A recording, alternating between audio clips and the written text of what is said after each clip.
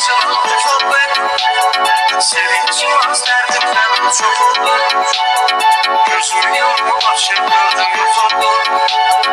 Ömürler yarına geldi gitti geldi. Sen gidenden yağırken bir yağışlar. İnanmıyorum ama sen bağışla. Hiç yanımdan çıkma hem bakışlar. Gözlerime sonra baktı gitti. Son bakışlarda neler görüldü. Gitti kalbim arkasıyla sürüldü.